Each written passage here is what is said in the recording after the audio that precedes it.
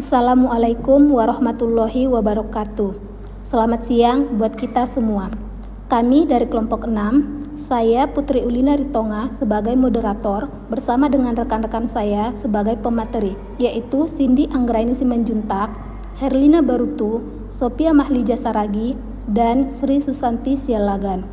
Pada kesempatan ini, kami akan mempresentasikan mengenai konsep dasar merencanakan pembelajaran UBD. UBD atau Understanding by Design adalah sebuah desain untuk sebuah pemahaman yang bermakna mendalam, di mana siswa tidak hanya mengetahui sebuah topik dan pembahasan, tetapi juga segala hal yang terkait dengan pemahaman tersebut. Untuk penjelasan lebih lanjut akan disampaikan oleh rekan saya, yaitu Saudari Cindy. Adapun hal-hal yang perlu dilakukan sebelum merancang desain pembelajaran UBD, yang pertama itu ada mengidentifikasi tujuan pembelajaran. Menentukan pembelajaran yang spesifik, terukur, mencapai pemahaman dalam dan relevan.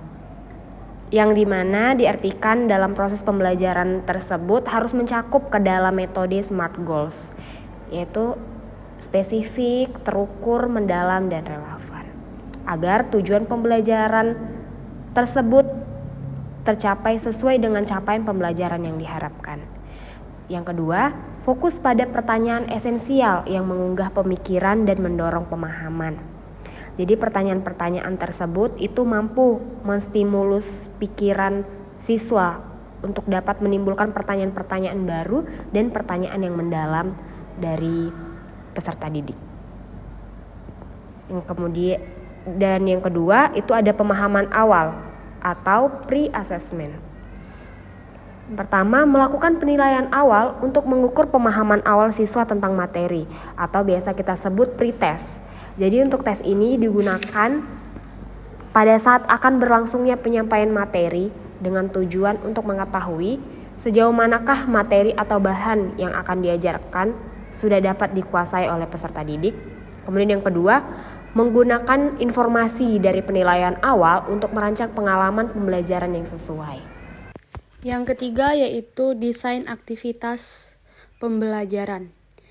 Desain aktivitas pembelajaran merancang pada kegiatan dan tugas yang mendukung pencapaian tujuan pembelajaran serta mempertimbangkan pengalaman belajar yang membangkit rasa ingin tahu, pengalaman praktis, dan penerapan konsep dalam konteks nyata.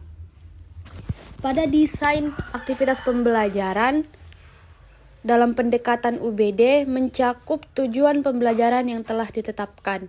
Beberapa tujuan pembelajaran yang telah ditetapkan yaitu 1. Klarifikasi tujuan pembelajaran.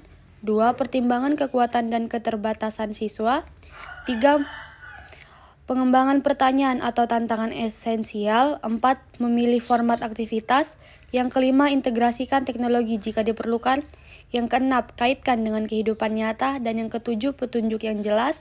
Selanjutnya, menyediakan bahan pendukung, evaluasi formatif selama aktivitas, hubungan dengan kriteria evaluasi akhir, serta refleksi dan diskusi. Dengan memperhatikan langkah ini, desain aktivitas pembelajaran dalam UBD diharapkan dapat menciptakan pengalaman pembelajaran yang bermakna, mendukung pemahaman mendalam dan relevan bagi peserta didik. Yang keempat, evaluasi sumatif.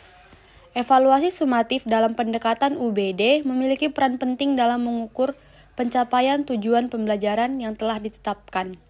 Beberapa aspek yang perlu diperhatikan dalam evaluasi sumatif UBD, yaitu keterkaitan dengan tujuan pembelajaran. Keterkaitan tujuan pembelajaran dalam evaluasi sumatif yang harus langsung berkaitan dengan tujuan pembelajaran yang telah ditetapkan merupakan perancangan mundur atau backward design, yaitu memastikan evaluasi mencakup indikator keberhasilan yang mencerminkan pemahaman mendalam siswa. Yang selanjutnya, format evaluasi yang diversifikasi, yaitu seperti ujian tertulis, proyek presentasi, atau portofolio yang sesuai dengan jenis pemahaman yang diinginkan. Selanjutnya, diversifikasi format dapat memberikan gambaran yang lebih lengkap tentang pencapaian siswa. Selanjutnya, aspek dalam evaluasi sumatif yaitu kriteria evaluasi yang jelas, mengajak siswa terlibat langsung dalam penilaian, yaitu dengan cara menetapkan tujuan pribadi atau merinci bagaimana mereka memahami materi, dengan mendukung pemahaman siswa tentang proses evaluasi dan memberikan umpan balik konstruktif. Selanjutnya, refleksi terhadap kinerja siswa, yaitu dengan fokus pada pembelajaran dari pengalaman dan identifikasi area perbaikan untuk perkembangan berkelanjutan. Selanjutnya, dengan transfer kemampuan pemahaman, umpan balik pembelajaran, relevansi dengan kehidupan nyata, yang dimana memiliki relevansi dalam konteks kehidupan nyata atau aplikasi praktis dalam kehidupan sehari-hari. Ini dapat membantu siswa melihat nilai dan relevansi konsep dalam situasi dunia nyata. Selanjutnya, keterkaitan proses pembelajaran. Pada evaluasi sumatif sebaiknya terkait dengan pengalaman pembelajaran dan aktivitas yang telah dirancang tahap awal, dengan memastikan konsistensi antara apa yang diajarkan, diukur, dan dievaluasi. Evaluasi sumatif, di mana di sini menentukan bentuk evaluasi akhir yang mencerminkan pemahaman mendalam siswa. Yang kedua, fokus pada kemampuan siswa untuk mentransfer pemahaman mereka ke dalam situasi atau konteks yang berbeda. Penilaian sumatif merupakan evaluasi yang dilakukan pada akhir suatu periode pembelajaran atau unit pembelajaran. Tujuannya adalah untuk memberikan gambaran tentang sejauh mana siswa telah mencapai tujuan pembelajaran yang telah ditetapkan. Berikut adalah penjelasan lebih lanjut mengenai penilaian sumatif, yaitu tujuan evaluasi, di mana di sini untuk mengukur pencapaian akhir siswa setelah menyelesaikan suatu pembelajaran atau unit. Baru selanjutnya waktu pelaksanaan dilakukan pada akhir suatu periode pembelajaran, semester atau unit. Jenis penilaian yang dimana di sini seperti ujian tertulis, proyek, presentasi atau portofolio. Selanjutnya yaitu perancangan mundur atau background design. Di sini mulai dengan menentukan tujuan akhir pembelajaran, identifikasi, bukti, kinerja dan indikator keberhasilan yang akan menunjukkan bahwa tujuan telah dicapai. Perancangan mundur adalah suatu pendekatan dalam merancang kurikulum atau pembelajaran yang dimulai dengan menetapkan tujuan akhir pembelajaran sebelum merancang pengalaman atau aktivitas pembelajaran. Pendekatan ini dikembangkan oleh Grant Wiggins dan J. dan merupakan salah satu prinsip utama dalam UBD. Berikut adalah langkah-langkah dalam perancangan mundur. Yang pertama, identifikasi tujuan pembelajaran. Kedua, identifikasi kriteria keberhasilan. Ketiga, perancangan aktivitas pembelajaran. 4, pertimbangkan penilaian. 5, implementasi aktivitas dan evaluasi. 6, evaluasi sumatif. 7, refleksi dan penyesuaian. Perancangan mundur memastikan bahwa setiap elemen pembelajaran memiliki tujuan yang jelas dan dapat mendukung pencapaian tujuan akhir yang diinginkan. Dengan demikian, fokus pada hasil pembelajaran dan memastikan relevansi serta signifikasi dari setiap elemen pembelajaran. Selanjutnya kita masuk ke nomor 7 yaitu fleksibilitas dalam pengajaran. Tetap fleksibel untuk menyesuaikan pembelajaran berdasarkan respon dan kebutuhan siswa. Berikan ruang bagi eksplorasi dan penemuan siswa. Yang kedelapan yaitu refleksi dan penyesuaian.